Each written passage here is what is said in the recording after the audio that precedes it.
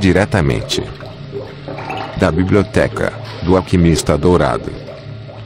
Ahmed, da Corporação dos Ladrões. Um livro de Raymond Bernard. Um dos aprendizes de Shi, o ladrão, fez-lhe a seguinte pergunta: pode-se encontrar a lei na vida de ladrão? Ele pensava, evidentemente, na lei transcendente de Lao Tzu e do Chuang Tzu, da qual eles diziam que governa todas as coisas. Shi, o ladrão, respondeu: cite-me, então, alguma coisa que não obedeça à lei. Há a inteligência que sabe onde encontrar o que roubar, a coragem de entrar primeiro, o heroísmo que consiste em sair por último, a aptidão para calcular as possibilidades de sucesso, a justiça na partilha dos benefícios. Nenhum bandido importante deixou de possuir essas 5 qualidades. Chuang Tzu. Introdução. Escrevo esta história em intenção dos jovens do último grau da Ordem dos Portadores do Achote e da Ordem Rosa Cruz, a MORC. À primeira vista, ela não tem qualquer alcance moral, nem contém qualquer ensinamento, ao menos até as últimas linhas de uma conclusão que, curiosamente, sem uma nova permanência em Marrakech, em fevereiro de 1969, teria sido radicalmente diferente, e, sem dúvida, bem dificultada. Não sei bem porquê, na verdade, experimentei, de início, o impulso de relatar a estranha aventura da qual foi, bem contra a minha vontade, no ano passado, um dos personagens, na segunda cidade imperial do Marrocos. Como desculpa, talvez pudesse, simplesmente, insistir na minha irresistível necessidade de demonstrar incessantemente que as aparências de um mundo supostamente civilizado dissimulam sempre aspectos insólitos em que o homem se reconhece tal como nele próprio, aplicando-se isso tanto ao domínio da transcendência quanto às insignificantes peripécias da existência cotidiana. Em todo caso, a história que me proponho a contar, eu a vivi, e, pela primeira vez nesse gênero da experiência, das quais meu caminho há muito está semeado, testemunhas existem que estão capacitadas a garantir a autenticidade, não certamente da própria aventura, mas de sua origem, do que, no início, favoreceu sua eclosão. Seguramente, não é da minha intenção apelar para essas testemunhas. Uma história é, por essência, subjetiva, e, certamente, elas teriam sentido de outra maneira as emoções que experimentei. Entretanto, elas estão incluídas neste relato, e fornecerei seus verdadeiros nomes. De qualquer forma, lendo este conto, elas reconheceriam Ahmed. Um dos nossos amigos está sempre dizendo de seu espanto diante do que ele chama minha imprudência. Ele diz que hesitaria em seguir, como frequentemente faço, desconhecidos, sob o único pretexto de que eles têm alguma coisa a ensinar-me, ou a revelar-me. Para mim, não há nisso qualquer imprudência. Sinto-me protegido, em todas as circunstâncias, por uma inocência que reverenciarei minha vida inteira, e da qual não gostaria de ver-me privado por coisa alguma neste mundo. Na verdade, nunca poderei considerar aquele que me convida a alguma descoberta como uma pessoa animada de maus propósitos. E mesmo que assim fosse, a sólida confiança que voto a todos os seres acharia, estou certo, sua ressonância em meu anfitrião, ou meu guia desconhecido, e uma transmutação, que me beneficiasse, se operaria. Naturalmente, a essa confiança se acrescenta aquilo que, para muitos, e ainda mais importante, ou seja, a certeza nascida do conhecimento adquirido pela iniciação que tive o privilégio de ter, e pelo estudo atento e perseverante dos ensinamentos da Ordem Rosa Cruz, a MORC. O profano qualificaria de instinto, e mesmo de audácia essa aceitação do mundo, tal qual ele se apresenta. É uma visão bem limitada da humanidade, a quem foi conferido o poder de edificar seu próprio destino, e de dirigir cada circunstância à sua vontade, contanto que ela aceite assumir as consequências, boas, ou não, segundo as leis universais às quais ela está submetida. Desde então, uma atitude positiva conduz, invariavelmente, a resultados de idêntica natureza. Além disso, se, movido a cada instante pelo temor de um perigo teórico, tivesse recusado, ou somente hesitado em acompanhar o desconhecido que passasse, quantas descobertas luminosas me teriam escapado, descobertas essas das quais era capaz de fazer que muitos outros aproveitassem.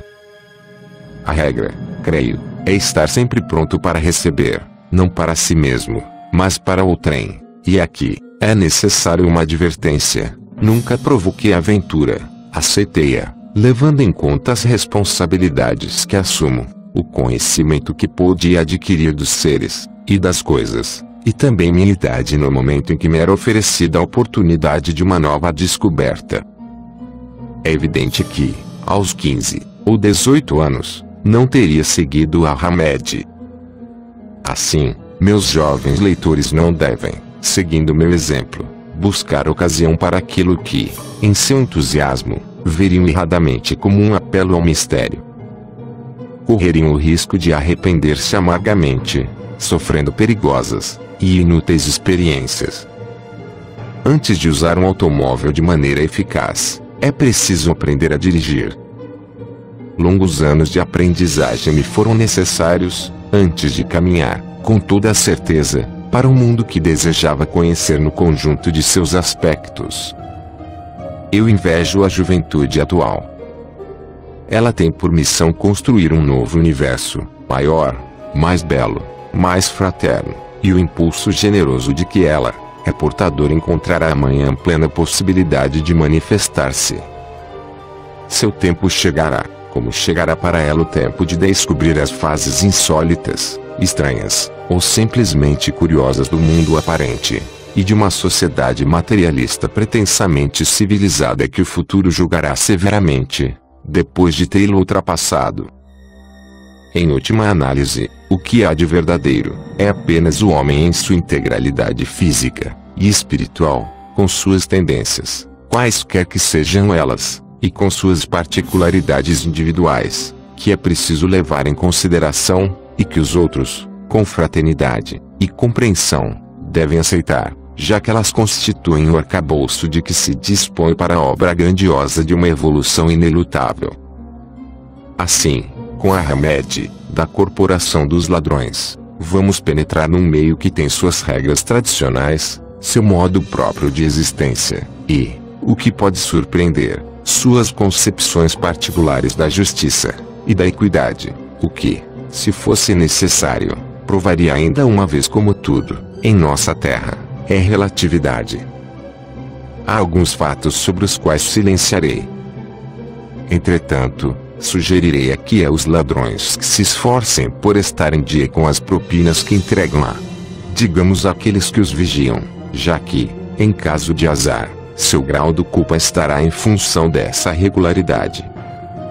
Não posso ser mais preciso, sem pôr em risco uma corporação cuja utilidade é evidentemente contestável de acordo com nossa concepção ocidental, mas que faz parte dos costumes de lá. No fundo, porque o roubo não seria uma esmola forçada, nesses países em que a esmola é uma lei religiosa. Nesse caso, a corporação dos ladrões ajudaria o roubado a atingir mais seguramente seu paraíso, graças a esmolas que, de outra forma, ele não teria dado. Enfim, recuso-me a prejudicar, seja de que maneira for, aqueles que responderam à minha confiança com uma confiança sem reservas, já que confesso dever ser considerado membro honorário da Corporação dos Ladrões de Marrakech. Mas não se preocupem. Não assumi o compromisso de roubar nem em Marrakech nem em outro lugar, e, como caso extremo, meu estatuto de ladrão honorário tem como única consequência, útil, admito-o, não poder eu próprio lá ser roubado. Na falta de esmola forçada, tenho, assim mesmo, o consolo de ganhar, espero, meu paraíso de outra maneira. Capítulo 1. Marrakech. Um dos hotéis preferidos da África do Norte, o mais belo segundo muitos, é, sem contestação, La Mamounia de Marrakech. antigo palácio de encantadores mosaicos, a Mamonia, é impregnada do estilo marroquino tradicional, e, ao mesmo tempo que mais apreciável conforto, oferece o ambiente misterioso do Marrocos de outrora.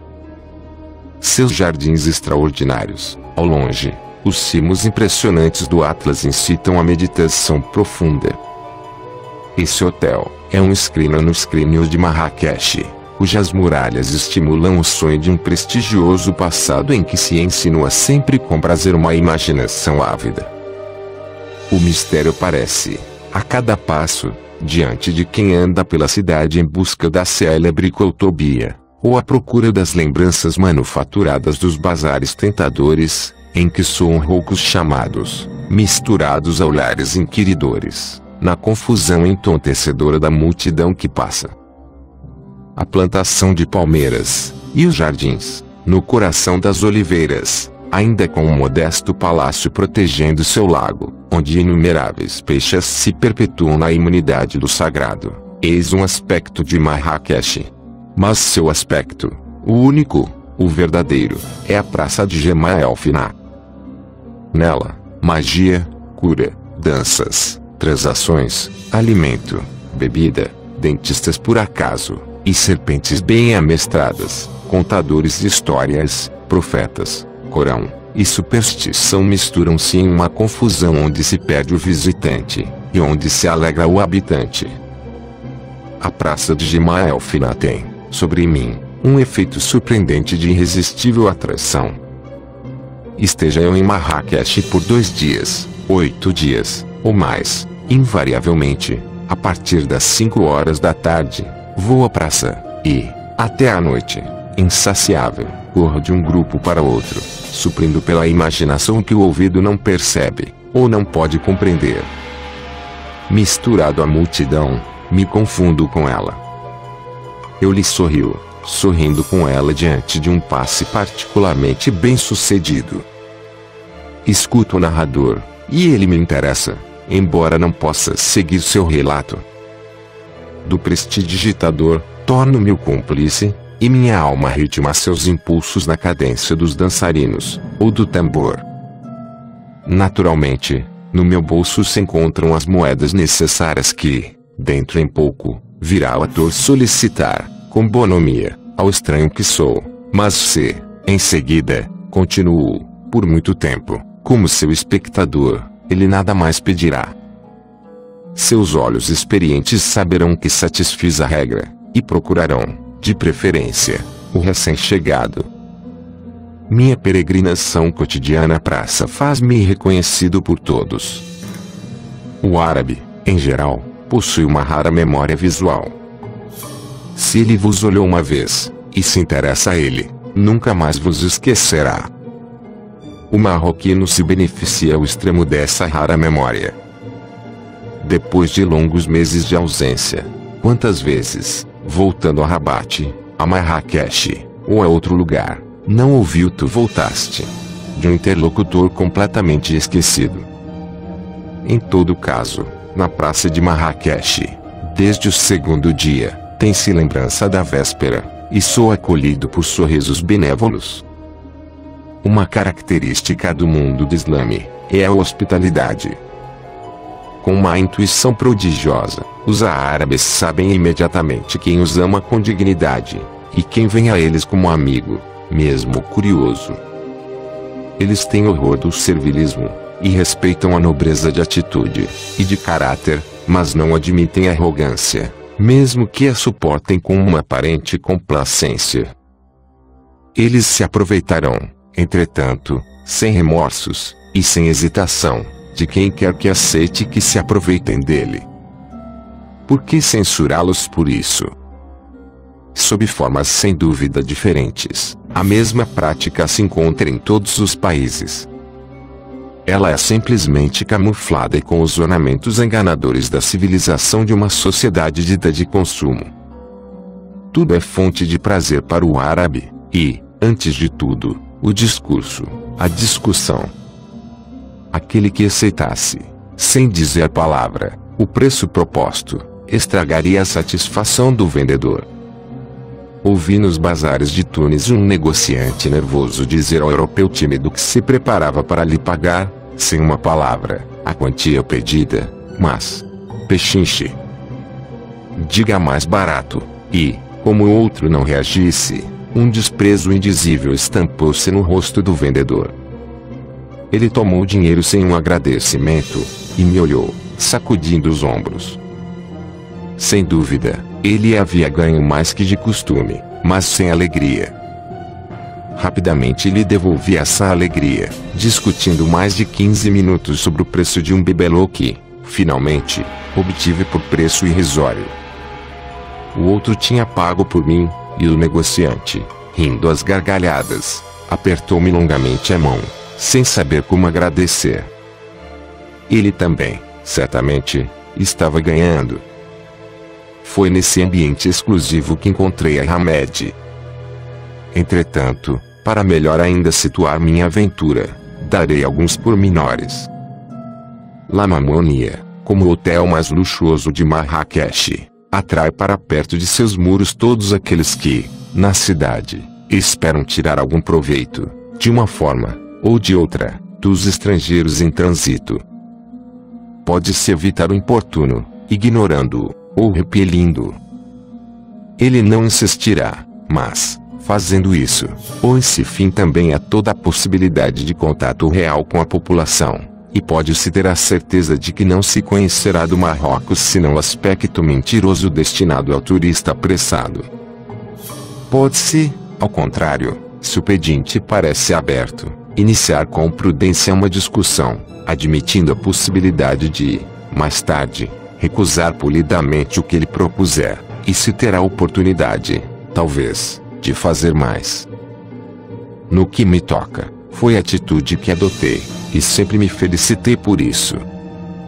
Assim, saindo em Marrakech, depois do jantar, tenho o hábito de andar um pouco, e sentar-me à beira de uma bela fonte situada perto de meu hotel, a alguns passos das muralhas. Uma noite, tinha-me precedido um rapaz de repugnante magreza. Ele fumava um cachimbo estranho, gravado com traços multicores. Fui eu quem falou primeiro. Teu cachimbo é bonito, mas que é que tu fumas? Kif, respondeu-me. Eu não ignorava o que era o kif, cujos efeitos são, com o tempo, tão nocivos quanto os do ópio, os da maconha, e de outras plantas alucinógenas, embora menos eficaz, no momento, para o objetivo buscado pelos aspirantes aos mortais paraísos artificiais. O Marrocos tornou-se o refúgio de um número incrível de hippies ainda não esclarecidos, e eles são encontrados em todas as cidades, inclusive, naturalmente, em Marrakech, onde alguns se sentam diante dos agentes, e fumam kif, sendo vistos pela população com um misto de simpatia e piedade. Eles têm até seu lugar de encontro, que os marroquinos, em sua linguagem de imagens, chamam o bazar dos hippies. E eles vão, ao acaso de seu impulso profundo, pelas estradas marroquinas, para outras regiões, em busca de um ambiente diferente, e principalmente em perpétua busca de si mesmos. Eles não são mais daqui, ou dali, não são de nenhum lugar, são do lugar em que se encontram. Alguns, um dia, vão parar na Ordem Rosacruz, a Morque, e sua viagem, então, tem um fim, ao mesmo tempo em que se torna inútil a droga que eles supunham uma chave ao seu alcance, num ensinamento que responde, enfim, à sua aspiração verdadeira, depois de um andar por perigosos caminhos.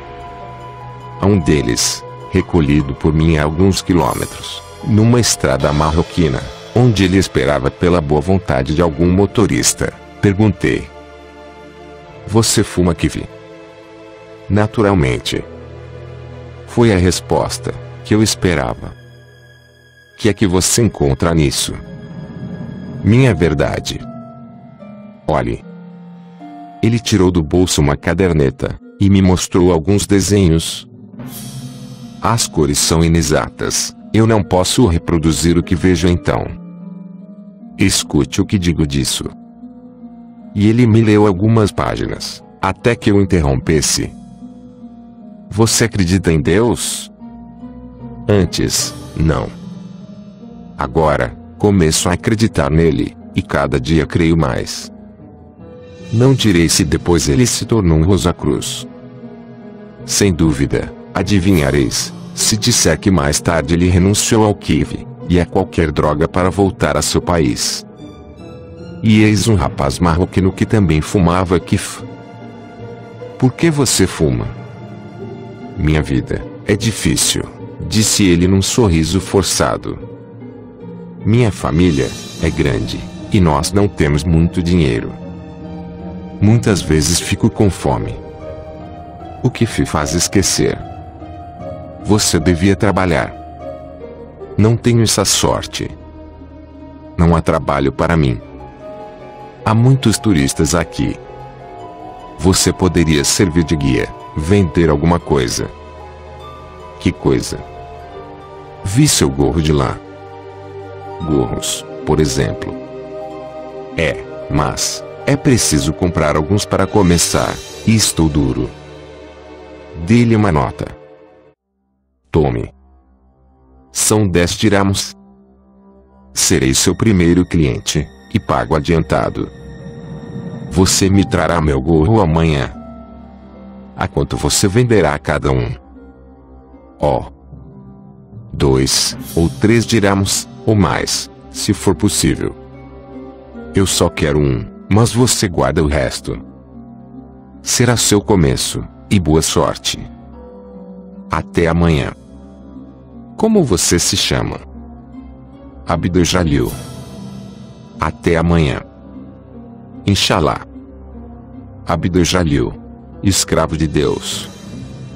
Pouco mais tarde, eu contava a história a um amigo.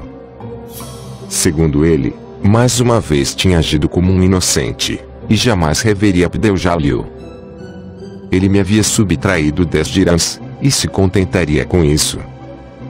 Ora, no dia seguinte, Abdel Jalil lá estava com alguns gorros. Escolhe o mais bonito. Filo no momento em que um jovem marroquino se aproximava de nós, com expressão pouco amável. Abdel Jalil gritou-lhe algumas palavras em árabe. O outro me olhou com surpresa, e sorriu. Que foi que você lhe disse, Abdel Jalil? Eu lhe disse que você é um tipo como eu nunca vi. Uma espécie de santo. E que meus leitores creiam, ou não, fui tomado por intensa emoção. Que lição! Um pouco de simpatia para com quem disso necessitava, e, para ele, eu me tornava o enviado de Alá. Ora, Abdel Jalil, eu devia reencontrá-lo mais tarde, numa outra circunstância, nos últimos compassos do canto da aventura que aqui relato, e eu compreendi, então, que ele foi aquele por quem tudo aconteceu. Capítulo 2. Ahmed. Sob o sol brilhante de Marrakech, a praça de Jemaa el-Fna parece-me hoje menos animada que de hábito, ao mesmo número de pessoas, mas cada uma anda mais lentamente, como que se arrastando através da fina poeira que levantam os que passeiam, mortos de calor, e os que têm por missão, aqui, distraí-los. Eu próprio vou, hesitante, de um grupo a outro, e olho com atenção menos constante, tal o calor. Na verdade, o contador de histórias não me interessa, prefiro os cantores, e dirijo-me a eles. Bruscamente, um homem surge diante de mim, babando, e, agarrando-me pelos ombros, grita-me palavras que não compreendo. Não sei bem porquê, tolamente, julgo epilético. Que é que você quer? Money? $20. Repilo-o, sem raiva. Não tenho dólares, deixe-me. Ele volta para mais perto ainda, e, maldosamente, repete suas exigências. Na verdade, não vejo como desembaraçar-me dele, e sinto alguma preocupação. De repente, perto de mim, sinto uma presença, e logo alguém agarra o energúmeno, uivando curtas palavras que deixam o outro estupefato. Voltando para mim, o que me salvou de uma situação delicada, parece constrangido. Desculpa, ele está bêbado. Bêbado? Eu pensava que o Corão proibia a embriaguez. Sim, mas esse não escuta o Corão. Então, ele não irá ao país onde correm os rios. Diante dessa citação do Corão, meu interlocutor me considera, com surpresa. Leste o Corão? Li, e estudei todo, mas em francês. Como vê, não posso ser muçulmano, já que não leio árabe. É-se muçulmano dentro do coração. Você fala perfeitamente o francês. Onde o estudou? Aqui, na missão. Tive bons professores. Em todo caso, você me prestou um grande favor, e eu agradeço. Como você se chama? Ahmed, e tu? Raymond Bernard. Ele repete conscienciosamente, mas não reterá finalmente senão Raymond, como constatarei depois. Venha, Ahmed, eu lhe ofereço uma Coca-Cola. Você bem que merece. Atravessamos a rua, e, na calçada de um bar, continuamos nossa conversa, que logo fiz voltar ao Corão, pois o assunto me interessa. Enquanto falo, examino Ahmed. Ele tem mais ou menos 20 anos, e sua beleza física é surpreendente. Sua postura, a maneira como fala, seu sorriso sempre aberto que revela sua brilhante dentadura, seus olhos, que ele faz curiosos sob a abundante cabeleira bem tratada, nisso, e em sua atitude, que ele parece estudar com atenção, vê-se que ele se considera excepcional, e que deseja ser observado. Entretanto, suas roupas deixam a desejar, embora, com aquilo de que dispõe, ele se tenha esforçado em prol de um certo requinte. Eu lhe comento 1 ou 2 capítulos do Corão, e ele está para me convidar a ir à sua casa conhecer sua família, quando, levantando os olhos, vejo, de pé diante de mim, 2 membros da Ordem Rosa Cruz, a Morque, nossos amigos de Coldu. Tanto quanto eu, eles estão surpresos por nos encontrarmos nesse local. Professores em Casablanca, esperando um outro cargo na França, agora estão na Bretanha, deram a Marrakech com amigos franceses em visita a Marrocos, para que eles possam conhecer esta cidade excepcional. Como seus amigos tivessem necessidade de trocar dinheiro, e como os bancos estivessem fechados, eles haviam parado na praça para tomar informações com um policial que se achava perto do café em que eu me encontrava. Assim me tinham visto. Não acreditando em seus próprios olhos, e esquecendo a informação de que necessitavam, caminharam em minha direção. Não seria demais insistir no fato de que o acaso não existe, e mais uma vez uma prova nos era fornecida. Justamente, os de Coldu haviam resolvido explicar a seus amigos muito interessados o que era a Ordem Rosa Cruz, a Morque, e estes tinham a intenção de, na volta, fazer uma visita ao domínio da Rosa Cruz de Villeneuve-Saint-Georges. Essa visita agora seria inútil, já que, em Marrakech, alguém poderia responder a todas as suas perguntas. Onde quer que esteja, o Rosa Cruz está certo de que pode encontrar outros Rosa Cruzes. A família que constitui a Ordem Rosa Cruz, a Morque cobre o mundo, e, em país algum, um Rosa Cruz se considera estrangeiro. Irmãos, irmãs o esperam, e sua acolhida, seja em que continente for, é marcada pelo selo de uma fraternidade ativa. Assim, vemo-nos, os de Coldu, e eu, na alegria dos reencontros, sob o olhar estupefato de Ahmed, que, finalmente, me decido a apresentar, explicando o que ele fez por mim. Essa noite, que passaremos parcialmente juntos, os de Coldu, seus amigos, Ahmed, e eu, favorecerá uma apaixonante conversa sobre os costumes marroquinos. Ahmed responderá com reticência a certas perguntas, e tenho a impressão, confirmada mais tarde por outras conversas só com ele, que ele teria sido mais prolixo, e menos vago se estivesse só comigo. Os Decoudou convidam-me a jantar com eles num célebre restaurante marroquino, onde um espetáculo é oferecido aos convivas. Aceitando, com prazer, prolongar, assim, os agradáveis momentos que me oferece sua companhia, dirijo-me ao hotel para mudar de roupa, e a Hamed me acompanha até a porta, renovando seu próprio convite para ir à sua casa, e, finalmente, deixando-o, eu prometo. Está bem, Hamed. Amanhã, às 20 horas. Espere-me em frente ao hotel. Capítulo 3. Em casa de Hamed. Durante a noite passada com eles, os Decoudou, um reforçando as observações do outro, não deixam de me desaconselhar a visita prometida a Hamed. É verdade que prometi essa visita sem estar bem decidido a fazê-la, dizendo para mim mesmo: no último minuto, encontrarei uma desculpa.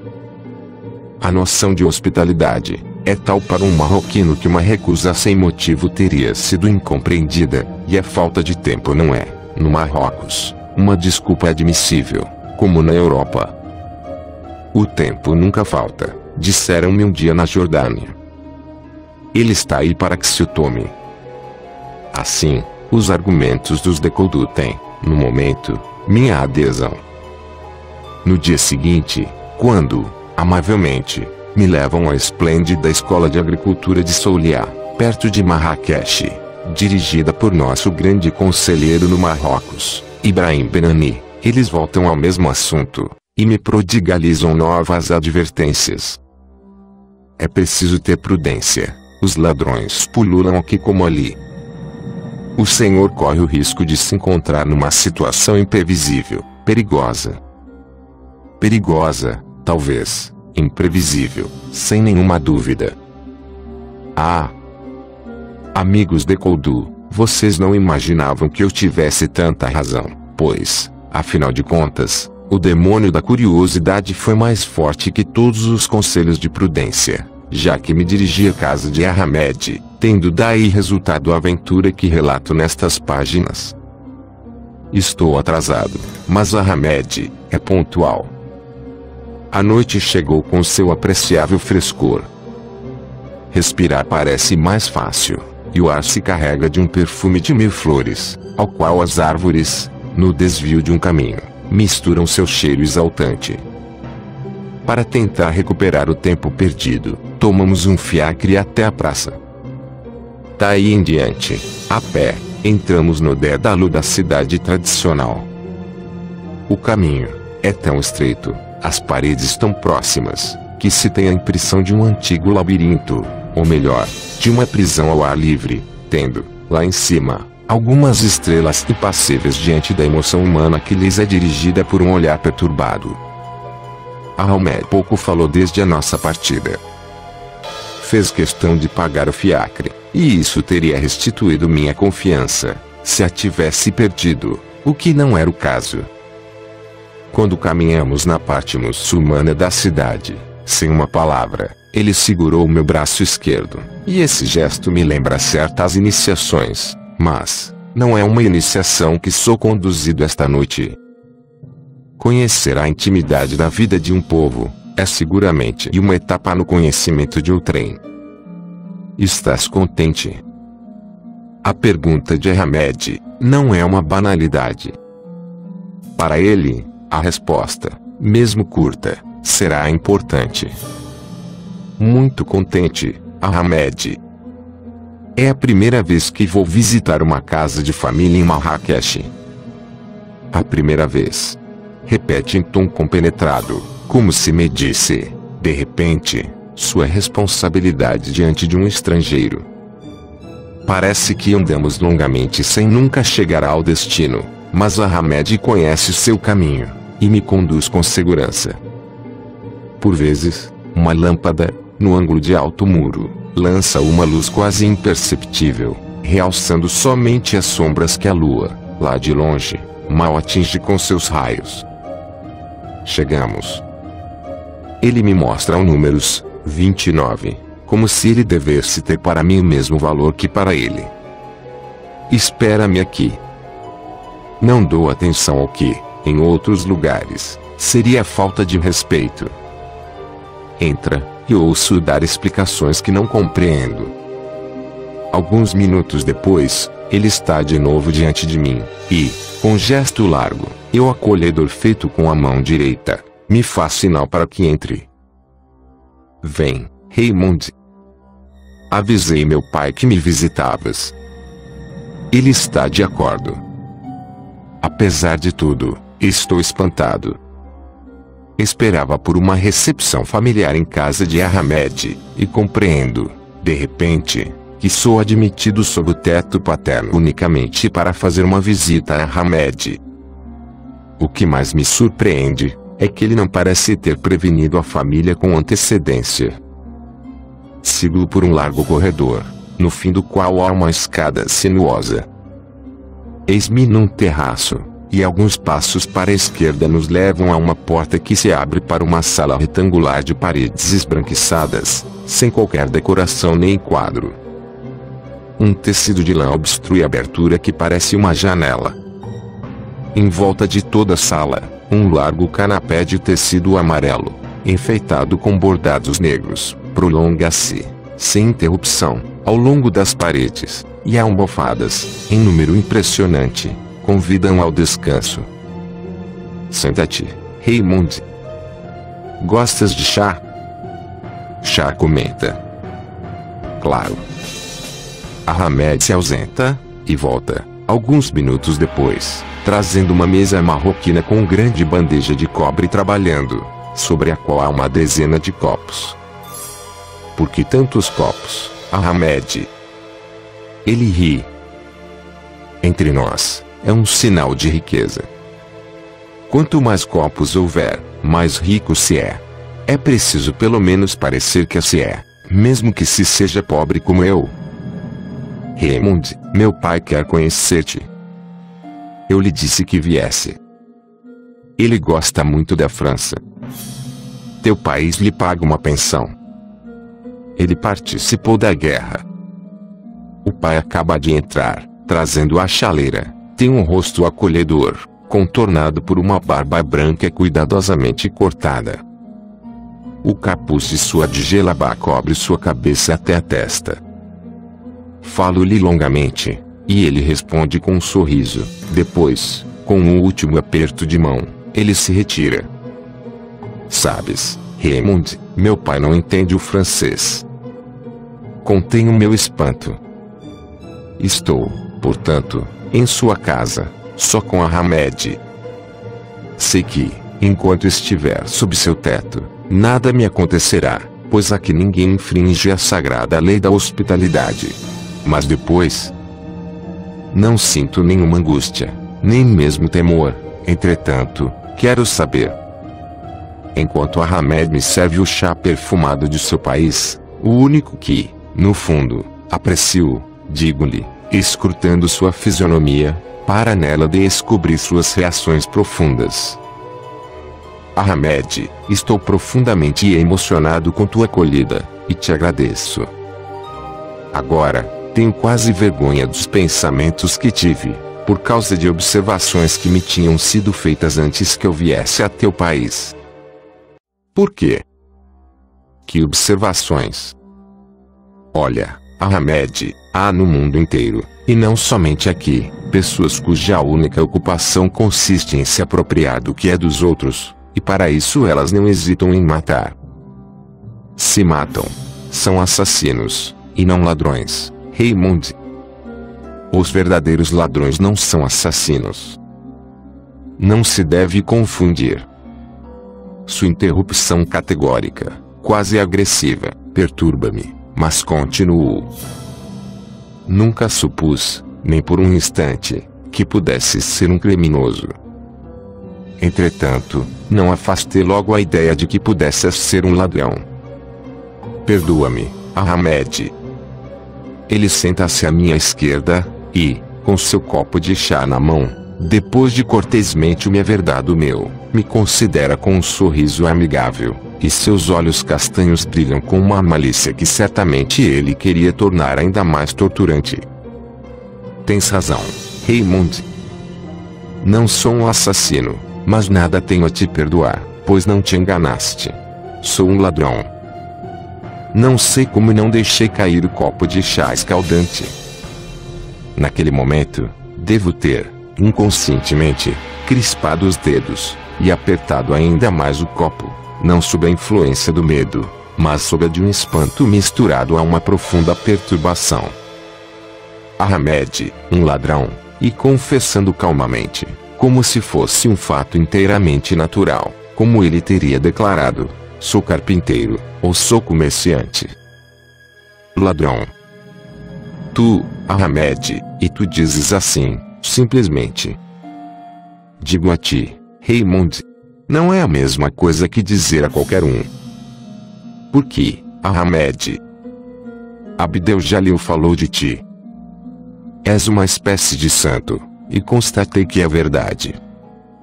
Conheces o Corão melhor que eu. Oh!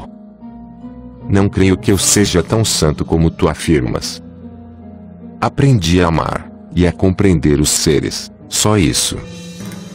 Não há diferença entre ti e mim. Tu também és ladrão. Como ele pode compreender isso de minhas palavras? Ah! Sim, não há diferença. Não, Ahmed, não sou um ladrão. Eu queria dizer que os seres se assemelham. Todos são homens, com suas qualidades e seus defeitos. Mas quero fazer uma pergunta. Alguma vez pensaste em roubar-me? Em roubar-te? Tu? Nunca, Raymond. Ao contrário, nós te protegemos. Tu bem o viste, na praça. Tu me surpreendes, e me intrigas. Assim, Abdel-Jalil, e tu, resolveram proteger-me. Mas por quê, Ahmed, por quê? Abdel-Jalil, e eu, Ali, Mustafa, e muitos outros.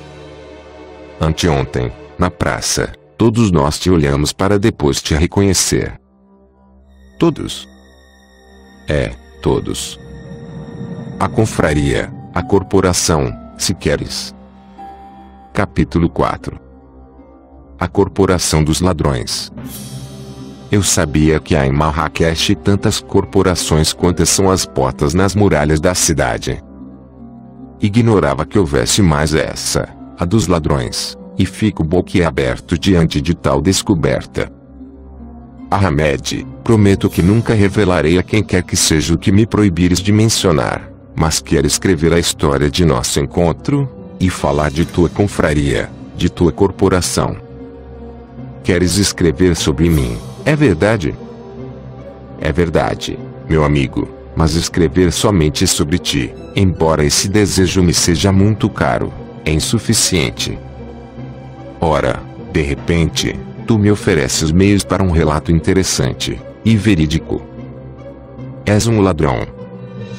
Bem, ladrões, há deles por todos os lugares, pequenos, grandes, assassinos. Sim, tu me corrigiste, um assassino, é um assassino, e não é um ladrão.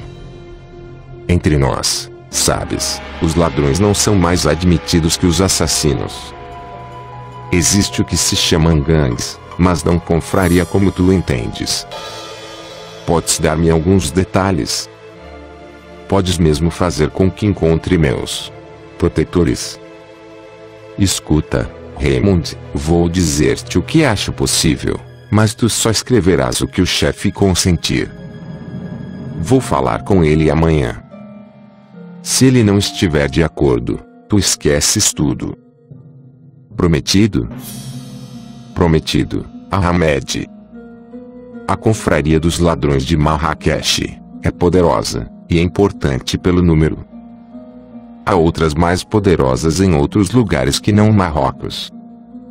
Aqui, somos os mais fortes. Como alguém se torna ladrão dessa confraria? É preciso provar sua habilidade, é preciso querer ser ladrão. Quando se é um bom ladrão, um ladrão sério, é-se procurado, assimilado. Caso contrário, não se pode ser ladrão independente. A confraria luta mais eficazmente que a polícia contra os ladrões oportunistas, cuja má maneira de agir poderia recair sobre nós. Mas, uma vez admitido, pode-se renunciar e trabalhar, por exemplo. Claro. Roubar não dá muito, dá só para comer e vestir, também para a família. Um ladrão honesto deixará sua atividade desde que encontre um trabalho que lhe dê tanto quanto a profissão de ladrão. Pararias de roubar, nesse caso? Claro, Raymond. O que roubas por dia é suficiente. Certos dias, roubo até demais, outros, não consigo o suficiente. Às vezes não faço nada, mas sempre percebo minha parte, equitativamente. Como assim, Ahmed? Todas as noites, às 9 horas, a gente se reúne e junta os ganhos. Divide-se pelo número de ladrões mais 2, e cada um recebe sua parte. Por que mais 2? Para a reserva, claro. Pode-se ficar doente, e, depois, os acidentes. Uma caixa de previdência, resumindo. Ahmed com todos os seus dentes magníficos. É isso. Uma caixa de previdência. É o chefe que faz a contabilidade. Diz-me francamente, Ahmed, os ladrões roubam-se entre si. O chefe. Ele me interrompe, chocado. Nunca. Juramos sobre o Corão, diante de Alá, e um juramento como esse entre nós não se viola. Toda noite, o depósito dos ganhos é feito em nome de Alá. Podes crer, não passaria pela cabeça de nenhum de nós ficar com um cêntimo. Depois, nós temos o sinal. Se um novato tentasse alguma coisa na praça, ou em outro lugar contra um ladrão da confraria, o sinal faria com que ele parasse, e ele se desculparia. Se o roubado não desconfiou de nada, o caso se arranja à noite, na reunião, e bem amigavelmente. Que organização, Ahmed? O local das operações é marcado. Para cada um, e há um rodízio. Tu compreendes, se ficasse sempre no mesmo lugar, a gente seria finalmente apanhado. Marrakech é grande. Posso estar na praça de Gemalfna, ou perto da Coutobia, ou em outro lugar. Há dezenas de lugares, todos bem conhecidos do chefe, e de nós. Os que não são ladrões conhecem os que o são? Naturalmente que não. Como poderíamos roubar? De outra maneira? Não seria possível. Os que vêm para a praça, por exemplo, sabem que há ladrões. Eles que desconfiem. No fundo, é um jogo. Como todas as crianças, brinquei, no meu tempo, de polícia e ladrão, mas aqui, a polícia é o roubado que deve defender-se se puder. Faço essa observação a Ahmed, e, então que se situa uma revelação que me atinge como um raio, e que não me é permitido relatar. Eu o fiz por alusão na introdução, eu acrescentarei no máximo que, se a prática é assim reconhecida aqui, não vejo mesmo por que devesse erigir-me em juiz de Ahmed e de seus companheiros. Como, entretanto, gostaria, numa tese em que nada ficasse oculto, de trazer minha contribuição para a defesa e ilustração dessa confraria secreta onde, para ser ladrão, é obrigatório ser honesto e garantir sua proteção. Por quem pode protegê-lo mais eficazmente? Que queres saber ainda, Raymond? Creio que tu me disseste o essencial. Acho que não quero saber mais nada, mas gostaria de uma coisa. Que é ver. Tenho de pedir a um chefe, te disse. Amanhã eu peço. Mais uma coisa, Ahmed, estou espantado por não ter sido roubado, em toda essa história. Dizes que sou uma espécie de santo, é gentil, mas não é suficiente. A outra razão? Roubar o que de ti? Tu sempre só andas com algumas moedas, nem teu relógio tu nunca usas. Tu ao menos sabes prever. Foste estudado na praça no primeiro dia. Nada a fazer. Então foi por isso. Não, Raymond, não. Não me faças dizer o que não quero. No primeiro dia, eras um possível cliente, mas houve teu encontro com Abdel Jalil, e tudo mudou. Explica-te. Abdel Jalil está muito doente. Além dos outros ladrões, ninguém, nem mesmo os marroquinos, lhe fala, ainda menos os estrangeiros. Repelem-no, ou ignoram-no. Ele é mesmo infeliz.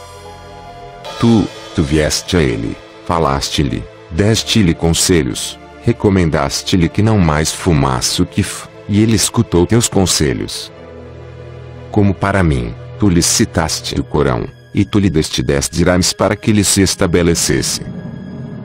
10 dirhams, como queres que ele se estabeleça com uma quantia tão irrisória? Teu gesto conta, Raymond. Quando nós o vimos, com o chefe, ele afirmou que Allah lhe havia enviado alguém. Ele se explicou, e te asseguro que ninguém riu, nem mesmo o chefe. Tu me lembras alguém de Rabat, Ahmed. Eu estava um dia na calçada do Café Renascense, e um marroquino na mesa vizinha bebia álcool. Comecei a conversar com ele. Falamos do Corão. Eu fiz com que ele admitisse que a vida é como um relâmpago, como afirma a sabedoria do Corão. Quando o deixei, ele se levantou, tomou minhas mãos, e agradeceu-me por tê-lo reposto no caminho certo, assegurando-me que ia retomar o caminho da mesquita, esquecido havia tanto tempo. Tu vês? Abdel Jalil tinha razão. Raramente nós nos enganamos, nós, muçulmanos, sobre os homens. Observa. Tu enganas o muçulmano somente na aparência, e se ele quiser deixar-se enganar, mas ele não é bobo. Talvez ele seja mesmo desconfiado demais. Em todo caso, ele sabe o que quer. Resumindo, conquistaste Abdel Jalil, e tanto ele insistiu que todos nós aceitamos estar discretamente contigo durante tua permanência, e tu vês que isso te foi útil hoje. Entretanto, se não me tivesses falado como fizeste depois, nunca terias sabido de nada. Quero dizer também que ouvi teus amigos te chamarem uma vez grande mestre. Pensei que fosse advogado, mas vi teu talismã. Que talismã? Teu anel. Não é um talismã, Ahmed. É um sinal, como o que fazes aos outros ladrões para que eles te reconheçam. Em vez de fazer esse sinal com a mão, uso no dedo. Mas tu não és advogado.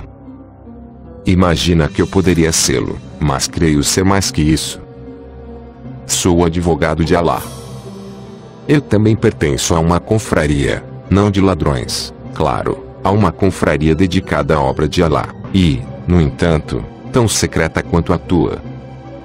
Abdel Jalil tinha razão, murmura Ahmed. Abdel Jalil tinha razão.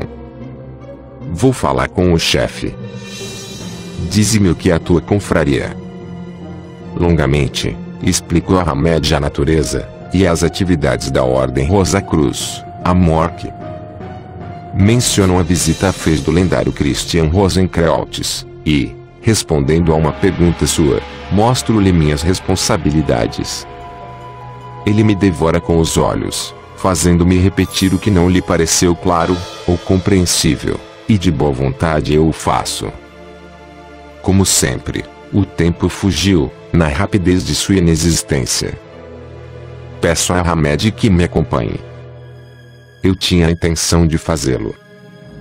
Tu te perderias nesta parte da cidade, a esta hora, é melhor que eu esteja contigo. Quanto à hora, Ahmed, esta noite não pudeste ir à reunião. Espero que não sejas punido. O chefe deixou. não tenhas receio. Eu deveria ter pensado nisso. Um ladrão honesto é necessariamente irregular. Andamos longamente, sem que eu sentisse a menor fadiga, falando sobre o Marrocos e a vida nesse país. Ahmed me descrevia sua casa, o apartamento das mulheres, sua mãe e suas irmãs, o de seus irmãos, e nem por uma vez fizemos alusão à corporação dos ladrões. Diante de meu hotel, Ahmed, deixando-me, murmurou: amanhã, às 20 horas, espera aqui mais uma vez. Inshallah. E nesse momento, quando menos esperava por isso, ele tomou minha mão direita e levou aos lábios, antes de se afastar a largos passos, com um último: até amanhã, inshallah. Capítulo 5. Uma assembleia de ladrões. Todos podem compreender o espanto que de mim se apoderava a cada etapa dessa aventura. De maneira bem curiosa, experiências de mais vasto alcance nunca me haviam surpreendido tanto. Analisando, não poderia ser de outra forma. O universo que se qualifica de invisível, de suprassensorial, e de muitos outros nomes, me é mais familiar que certas fases do mundo exterior, tal como ele se manifesta a nós. Isso não significa absolutamente que me desinteresse da forma objetiva. Ela está inclusa no plano universal, tal qual percebo depois de tantos anos de estudos, de experiências, e de meditação, e vou mesmo muito mais longe. Nada neste mundo é inútil. Nem o Deus que concebo, nem a natureza, manifestação de suas leis, e através da qual essas leis também agem, podem exprimir-se sem objeto. Na base de todas as coisas há, necessariamente, uma razão. Ordem e método constituem o próprio fundamento do universo, e essa argumentação se aplica, ao mais alto grau, a um homem que, em sua integralidade física e suprafísica, condensa em si mesmo a totalidade das leis universais. Não poderia, pois, haver mal em si. O condensador humano pode transformar eficazmente, ou de maneira imperfeita, as leis que ele está encarregado de manifestar, conscientemente, ou não, no plano das coisas, e é a missão de uma organização como a Ordem Rosa Cruz, amor que dará ao homem os meios de tornar-se um transformador consciente, e, por conseguinte, perfeito. Como coletividade, a humanidade exprime, ela própria, o conjunto das leis universais, cada grupo, ou raça tendo sua função, e cada indivíduo, no grupo, ou raça, tendo sua razão de ser. A título de exemplo, se considerarmos as leis de destruição e de reconstrução, certos seres, coletiva ou individualmente, têm por destino destruir, enquanto que outros são encarregados de reconstruir, e aí intervém naturalmente a lei fundamental de compensação, ou karma. Cada experiência humana tem um motivo para aquele que passa por ela, e para o mundo no qual ele vive. Todo homem pode ser, num momento, destruidor, e, em outro, construtor. Ele pode ser um, ou outro toda uma existência, mas, num caso, e no outro, a razão profunda, é seu próprio bem, e o bem da humanidade, como humanidade, e isso, é assim, seja, ou não compreensível, e perceptível ao homem de imediato.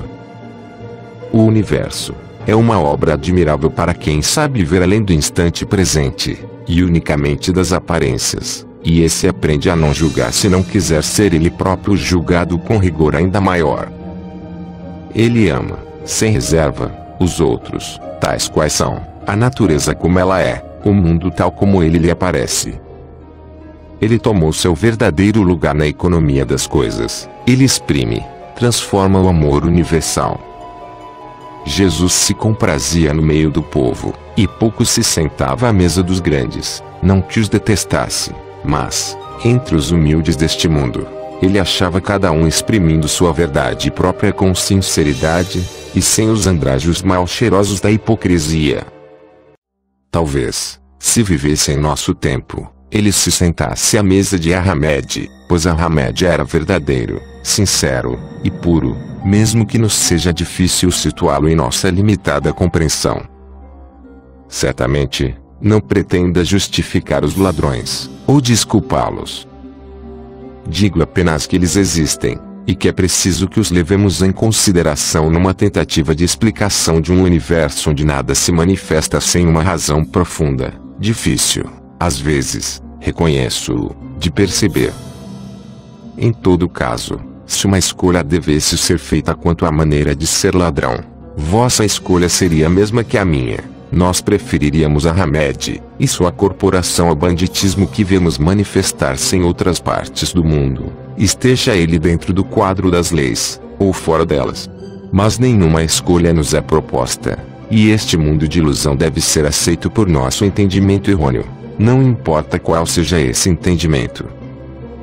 Refleti, longamente, sobre essas questões de caráter verdadeiramente singular durante todo esse dia de espera. Marrakech hoje continua o que era ontem, e, entretanto, descobri nela novos atrativos. Quero dizer com isso que olhei a cidade com outros olhos, a cidade, e os homens. Na praça de Jemaa el-Fna, não foram os jogos habituais que me interessaram. Examinei a multidão de espectadores, e vi nesses rostos 100 reações diferentes diante de um mesmo espetáculo. Este fica sério enquanto o outro ri, e um terceiro se mantém impassível. Desenrolava-se diante de mim o espetáculo de todo um mundo. Num mesmo ambiente, misturados num mesmo drama, os homens vão assim, cada um em seu papel, reagindo de maneira radicalmente diferente aos estímulos do exterior, e, em última análise, eles só existem por suas emoções em si. O mundo só é na medida em que eles são. Decidi ficar sem a refeição da noite. Hotéis como a Mamonia acham-se obrigados a um longo serviço, e convém adaptar-se aos costumes sociais, mas esta noite uma circunstância mais excepcional que a satisfação de um vulgar apetite me reclama. Comer, faz-se isso 2 ou 3 vezes por dia, mas raramente se tem a oportunidade de participar de uma assembleia de ladrões. Participar? Nada é menos certo, e me contento em desejar que minha intuição seja apenas, finalmente, uma antecipação. Pouco antes da hora marcada por Ahmed, estou diante dos portões do hotel. Raros transeuntes andam ao longo das calçadas, e ao longe percebo uma sombra perto da fonte. Abdel-Jalil? Que importa? Ahmed deve encontrar-me aqui. Vejo de repente, surgido da sombra, como se emanasse da árvore contra a qual estava apoiado. Ele está com um traje leve, que o calor desculpa, simples camiseta por cima do blue jeans que parece ter recolhido a unanimidade dos sufrágios de uma humanidade cada vez menos protocolar. Tudo bem, Raymond? E, antes que pudesse responder, eu vou bem, obrigado. Ele retém minha mão na sua para acrescentar. O chefe concorda. Podes vir à reunião. É às 9 horas. Vamos. Ando no ritmo de seu passo, sem um só instante supor que, estando presente a essa assembleia, serei cúmplice dos ladrões. Cúmplice? Por que não? Já que o roubo aqui é uma instituição, não há qualquer razão para que me recuse a isso, seu único meio de saber. No curso de minha vida, a hesitação me teria privado frequentemente de descobertas exaltantes, e nada teria aprendido nas mais altas pesquisas místicas se não tivesse treinado meu corpo, há muito tempo, para nada temer. Aliás, não me reconheço cúmplice do que quer que seja em particular. Em todas as ocasiões, sou cúmplice do homem, e nisso encontro paz e satisfação. Abdel-Jalil virá esta noite, mas ele se sente muito mal, sabes? Pobre Abdel-Jalil. Sofro por ele, e com ele. Quando sei, alguns meses mais tarde, que ele morreu, não retenho minhas lágrimas. embora o saiba mais perto da consciência de Allah.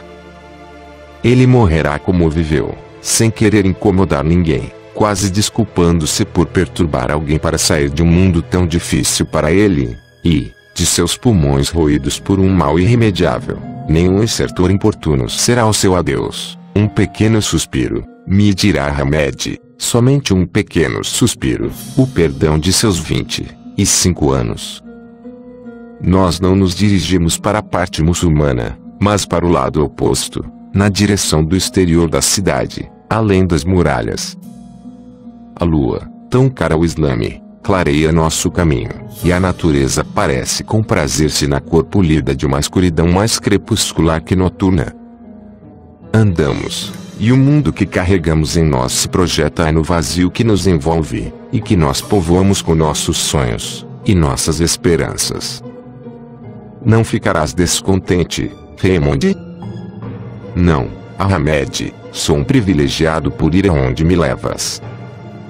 A banalidade de nossas palavras, essa importância. A pergunta, é uma maneira de verificar que estou mesmo lá, de corpo e alma, e a resposta quer simplesmente provar que isso é verdade. Ahmed quer estar seguro de que meus pensamentos não estão em outro lugar. Ele está consciente do favor que me cabe graças à sua intervenção. Mostro-lhe que também estou consciente disso. Percebo, de repente, duas casas mal separadas uma da outra. Isoladas num terreno enfeitado por pequenos bosques, e em meio a algumas árvores, poder-se-ia supor que se tratasse de uma grande fazenda feita de duas vastas edificações. Mas, de perto, compreende-se que não é assim, e que são duas habitações de construção recente que abrigam a mesma família. Ahmed precede-me em imensa sala, que reproduz, em escala maior, o apartamento onde ele me recebeu na véspera, mas o canapé, ao longo das paredes, é aqui forrado de azul sem nenhuma decoração. Eles são 17, o mais velho dos quais não passa dos 40 anos. Sobre 3 mesas, copos em quantidade são dispostos para o chá já servido. Um pouco mais longe, uma mesa retangular, de dimensões surpreendentes, não parece em seu lugar nesse ambiente tradicional. Ninguém se levantou quando entramos. Ahmed me conduz primeiro a um homem vestido com uma túnica cinza riscada de preto, o qual me olha intensamente.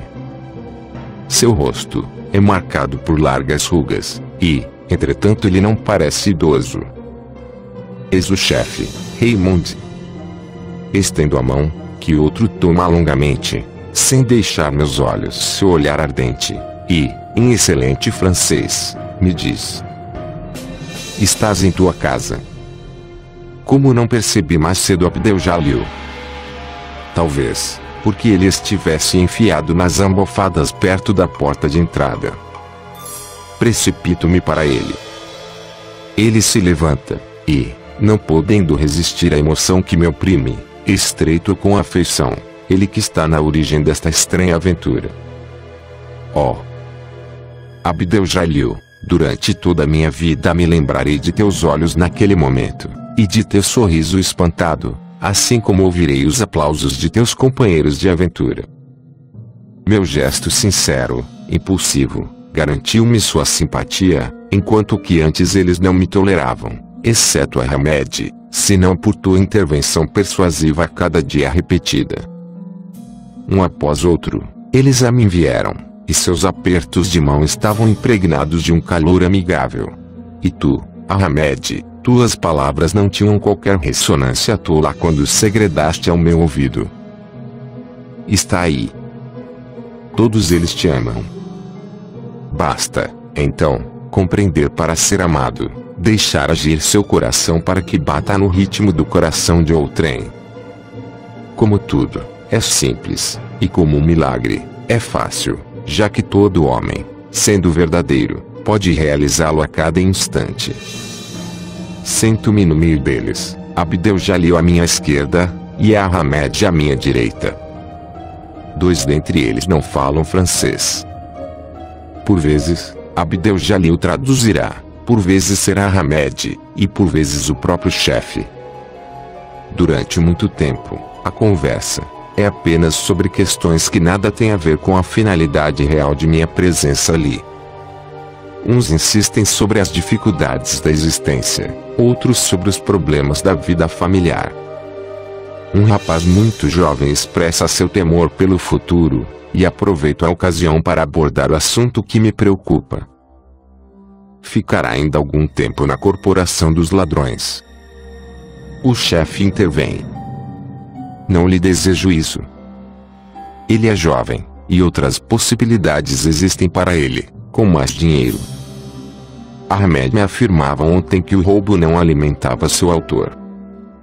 Alimenta, mas parcamente. As despesas não faltam, e as propinas são elevadas. Não lhe pergunto a quem favorecem essas propinas. Eu sei, sem poder habituar-me à ideia. Ahmed me prometeu que lhe perguntaria se uma noite eu poderia assistir à partilha. Ele me perguntou, e eu estou de acordo. É verdade que queres escrever algo a nosso respeito? É verdade. Entretanto, não relatarei a mínima coisa que possa pôr em risco tua corporação. Aliás, alguns acreditarão que se trata de um conto, de uma fantasia. Uma fantasia. Então, podes dizer tudo. Não. Nem tudo pode ser dito. Cada qual só vê os outros a partir de si mesmo, e poucos compreenderiam que tal corporação possa existir neste século pretensamente esclarecido. Temos nossos costumes, como outras raças têm os seus. Por vezes, custa admitir o que se diz dos bandos de ladrões em teu país, e na Europa. Se é verdade, esses ladrões merecem a prisão. Mais uma vez, estou estupefato. A prisão. Sim, a prisão, e ainda mais. Aqui, não se rouba o velho, ou o doente. Tira-se daquele que tem força para tornar a ganhar o que lhe perdeu, para nos ajudar. Mas como um ladrão pode saber? Fica tranquilo. Na corporação, sabe-se que responder uma afirmação feita tão tranquilamente. Fico em silêncio, e é o chefe que continua. Se estás aqui conosco, é porque estou certo de que podes compreender-nos. Aliás, mesmo que não compreendesses, seria a mesma coisa, mas não teria autorizado tua vinda. Tu existes, tua corporação existe, teus ladrões existem. Esforço-me, podes crer, para pesar a situação com os olhos de teu povo, e não de acordo com a concepção adquirida pela educação que recebi. Então, permitirás que eu assista à partilha do fruto do roubo. Quando partes? Segunda-feira que vem. Bom. Vem no próximo sábado, Inshallah. Ahmed levará. Sábado é geralmente um bom dia, Inshallah. Ficarás contente. Eu te fico reconhecido, Ali. Estou tentado a pedir-te outra coisa, mas compreenderia tua recusa. Ainda não te recusei nada, e nada tens a compreender. Então, escuta. Se prometer que nunca revelarei a quem quer que seja, podes dar-me a senha dos ladrões? Eu me serviria dela eventualmente, mas não a transmitiria nunca a outras pessoas. Certamente, não quero a ruína de tua corporação. Não o conseguirias. Nós mudaríamos de senha. Entretanto, seria bom que nunca voltasses. Eu estava brincando, Ali. Bem sabes que nada tens a temer. Sim, eu sei. Que é que vocês acham? Ahmed e Abdel Jalil concordam imediatamente. Os outros, um a um, aquecem, com rápido sinal de cabeça, olhos baixos. Olha, diz, então o chefe, tu fazes isto com a mão no rosto. Assim. Eu repito a senha. Faz isto, vez por outra, na praça, e sem que te observem muito, principalmente se houver multidão. Agradeço-te, Ali. Farei bom uso dela. É tempo de separar-nos. Outra vez, cumprimento cada um deles, mas desta vez todos estão de pé. Tu também vens, Abdel-Jalil? Sua extrema palidez me faz mal. Entretanto, evito parecer triste, e o deixo com uma alegria fingida. A volta com a Hamed é rápida. Meu companheiro, esta noite, está muito loquaz, mas observo que ele evita, como ontem, qualquer alusão à sua profissão. Perto do hotel, depois do rápido até sábado à noite e cordial aperto de mão, ele parte, a passos rápidos, para o repouso que o espera depois de seu difícil dia. Capítulo 6. O fruto do roubo. Ignoro o tédio, e lamento que certas pessoas possam usar essa palavra. A vida é uma exploração cotidiana, e 2 dias consecutivos nunca se parecem. O homem tem o privilégio de agir, de pensar, de organizar sua existência e seu destino. Se a ação se torna fatigante, uma simples transferência de energia dá ao mental, e a seu universo toda a liberdade de expressão. Ele, por sua vez, dará lugar, de bom grado, à fase subconsciente do ser, e novos horizontes se abrirão para mais conhecimento. Essa maravilhosa possibilidade da qual desfruta o homem, isto é, a possibilidade de escolher, quando quer, um ponto de interesse no fluxo de consciência que o atravessa constantemente. Essa possibilidade deveria dele afastar esse estado que ele chama tédio, e é verdadeiro o provérbio que diz: aborrece-se quem quer. Eu nunca o quis para mim, e a vida, então, me apareceu tão rica de tesouros ignorados que uma só existência seria insuficiente para apreciar seu valor, e dela retirar toda a sabedoria que o homem deve adquirir para uma volta definitiva e consciente à fonte universal. Portanto, durante 3 dias, ainda percorri Marrakech.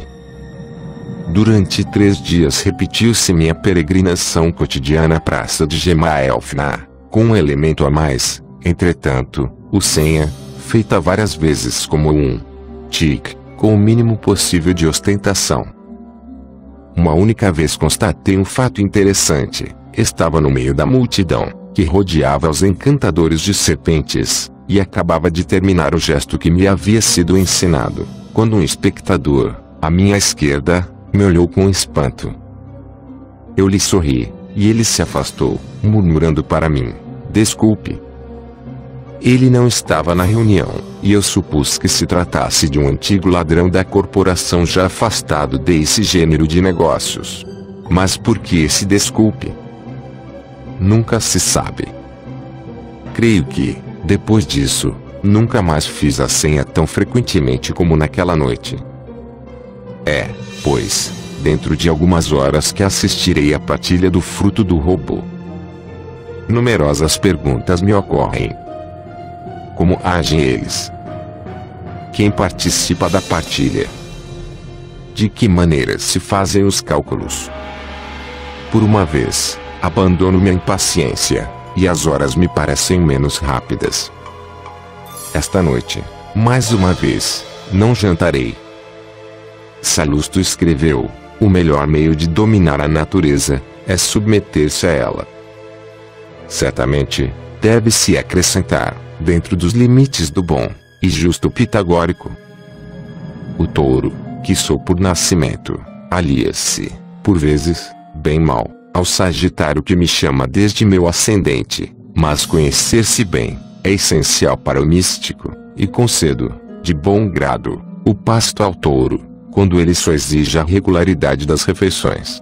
Mas esta noite o chamado do outro é mais urgente, e é inútil que acalme o primeiro, submetendo-me racionalmente às suas exigências. Aliás, ensinei-lhe boas maneiras, e ele nunca se rebela. Portanto, esta noite, nada de refeição. Há coisa melhor a fazer. Afirma-se, frequentemente, que certos povos não têm a menor consciência do tempo, mas, em minha opinião, é generalizar precipitadamente o particular. Ahmed, em todo caso, é de uma precisão notável, e me parabenizo por eu ser pontual. Desde nosso último encontro que não o vejo. Ele não andava pela praça. Seu lugar de trabalho havia certamente mudado. Ahmed parece apressado. Depois das saudações habituais, e de seu costumeiro "estás contente?", ele acrescenta, apressando o andar: vem depressa. Estás com pressa, Ahmed? Esta noite é importante. Dois amigos voltaram para a confraria. Eles estavam em Tanger, e não tinham mais trabalho. Recomeçaram ontem, e o chefe os recebe esta noite, depois da partilha. Por isso, esta vai ser antecipada, mas é preciso que os dois novatos prestem juramento outra vez, e nós temos que estar lá. Dois recém-chegados que recomeçaram ontem. Cada vez menos lamento ter feito tantas vezes a senha. Seguro de minha proteção, tinha audaciosamente trazido comigo mais dinheiro que de costume. Não te vi na praça, Ahmed. Não. Estes dias, estava nos jardins. Ah, e os novatos? Na praça. Assim, não me enganava. O encontro, dentro de instantes, seria divertido. Mal entrei na sala que me acolhera. Precedentemente, meu vizinho da praça de Gemalfina precipitou-se para mim, e, apertando-me fortemente o braço, disse-me: desculpa. Só ontem à noite soube quem és. Abdel-Jalil me pôs a par, mas tu me surpreendeste com a senha. Eu te observei a fazê-la 2 vezes antes de estar certo, e pensei que o segredo tivesse sido traído. Compreendo, mas tinhas a intenção de roubar-me. É melhor que não carregues teu dinheiro em bolo dentro do bolso. Qualquer esbarrão dá para se saber. Bem, eu pensava que sair com uma carteira era o mais arriscado. É a mesma coisa. Sim, ou te teria roubado, mas esta noite tu serias reembolsado. A soma seria deduzida do montante comum. Olha, a receita é boa. Em cima da mesa retangular, uma montanha de notas e de moedas está perto de isqueiros, relógios. Há até lenços e atacadores. Abdel-Jalil e Ahmed, que agora estão perto de mim, riem de meu espanto, e os outros dão gargalhadas. As notas e as moedas são fáceis de dividir, mas os relógios, os isqueiros e o resto. É o chefe que me responde. Temos um bazar. Os objetos são depositados, e periodicamente a gente divide o lucro. Acabarei ficando horrorizado com tal organização, horrorizado em pensar no turista imprudente, e no infeliz roubado em geral. Entretanto, no ponto em que estou, não posso recuar. Assistirei à distribuição. Os dois novatos dirigem-se agora para perto do chefe. Um depois do outro, com a mão direita dentro da mão esquerda do chefe, eles pronunciam em voz alta a palavra fundamental do Islã, e concluem, por Alá. Depois, aproximando-se dos outros membros da corporação, eles lhe dão um beijo na face direita. E a esse beijo também tenho direito. Ahmed me explicará mais tarde que o recebi, como os outros, na qualidade de testemunha. O chefe, agora, dirige-se para a mesa.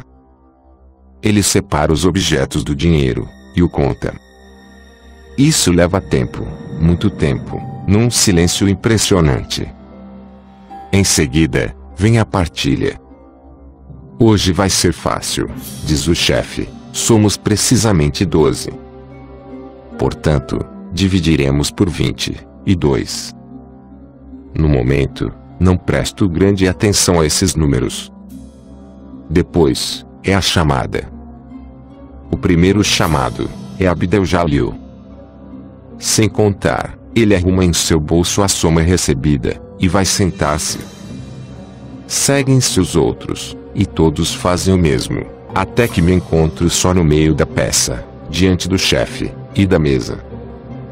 Percebo o inconveniente da situação, e disponho-me a ir sentar-me perto de Ahmed, quando o chefe me faz parar. Para ti, diz ele. Para mim. Que queres dizer? Eis a tua parte. Todos estão de acordo. Meu Deus. Mas eu não roubei nada. Não. Mas tu assistes à partilha, e deves dela participar. É a regra. Senhor, que fazer? Arrependo-me de minha curiosidade. Ah! Esse desejo constante de tudo descobrir, de tudo saber, de nada perder dos ensinamentos da vida. 1000 vidas em uma. Eis, pois, esta noite, o perigoso obstáculo, e como superá-lo. Se recuso, é o insulto. Se aceito, é o compromisso, o abandono de princípios para mim sagrados. Toma, repete o chefe. Ó, mestre, obrigado pela inspiração súbita que só vós podeis transmitir a meu mental fulminado pelo estupor. Aproximo-me da mesa, tomo o que se supõe me pertencer, e, olhando fixamente o chefe, declaro lentamente. Ali, eu respeito a regra, e aceito minha parte, mas agora, que ela me pertence, posso dela dispor como entender.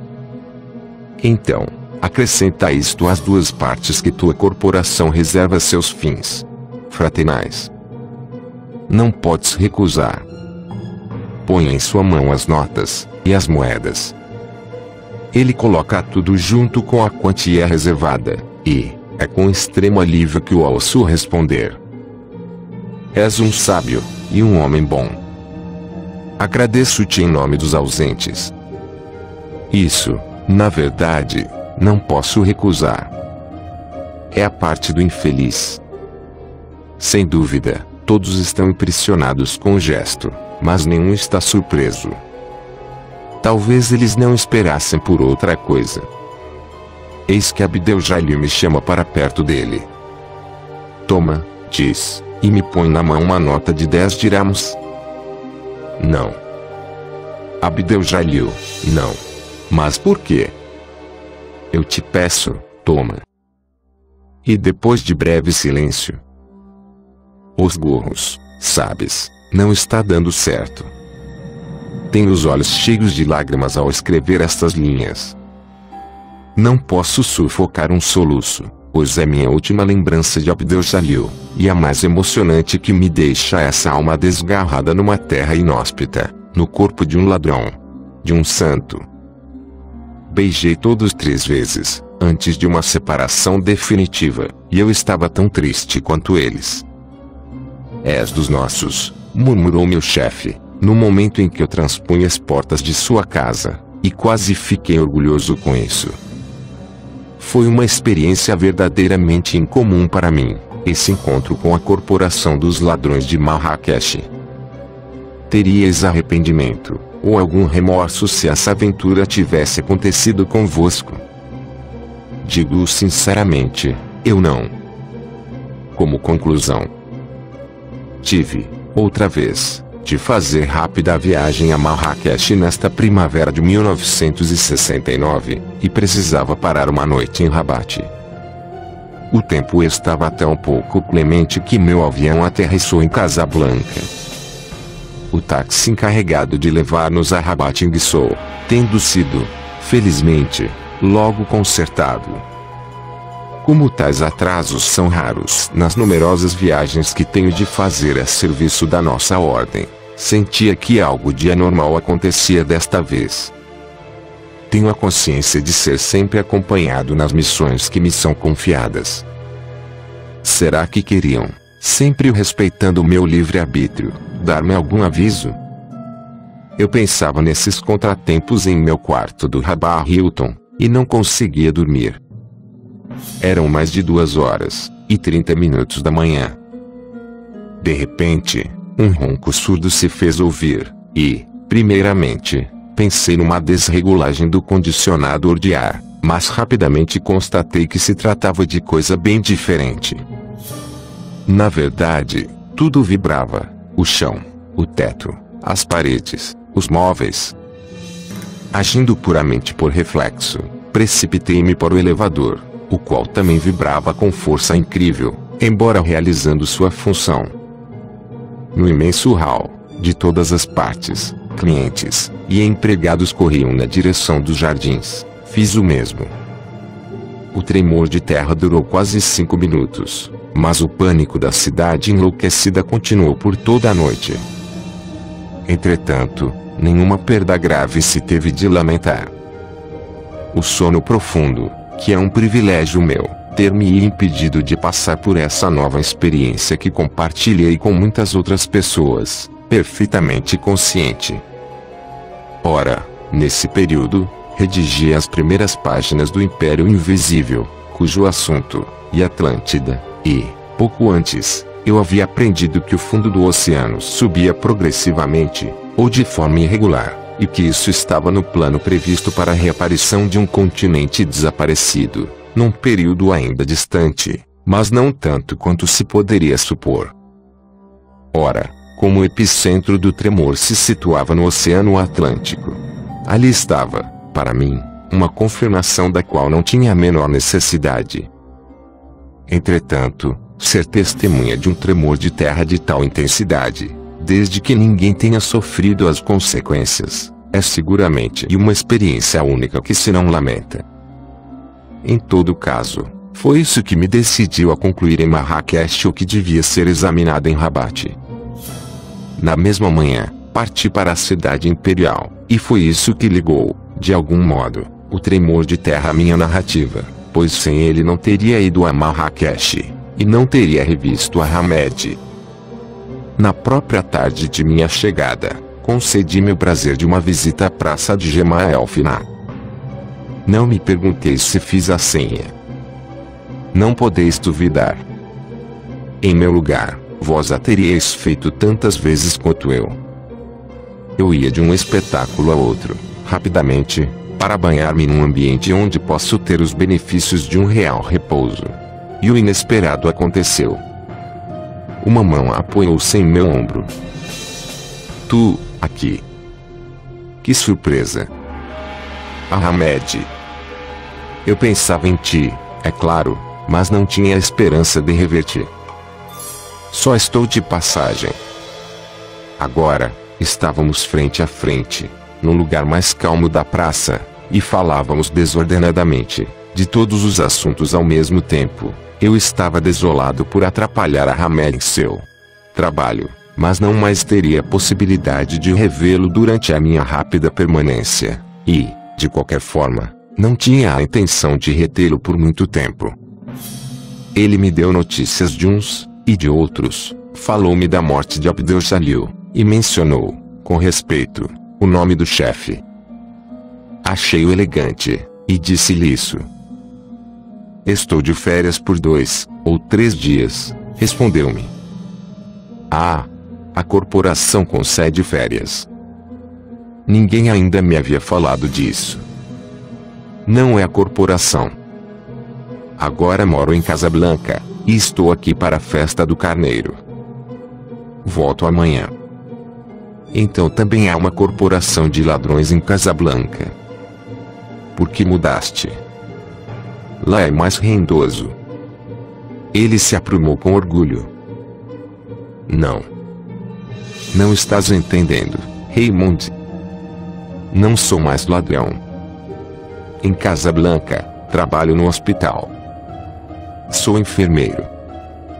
Eis o que poderia ser a moralidade desta história. Entretanto, acrescentarei que à noite, depois do jantar, me dirigi à fonte, perto de meu hotel, além das muralhas. Sentei-me, o coração apertado por minha dor, e rezei longamente.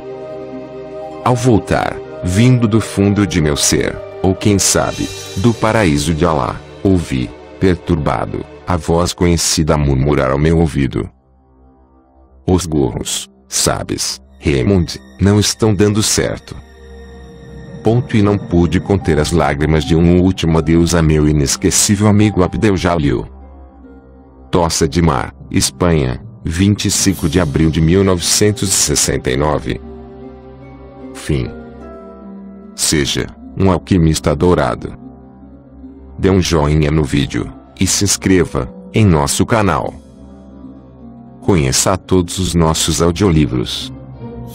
Transmute-se.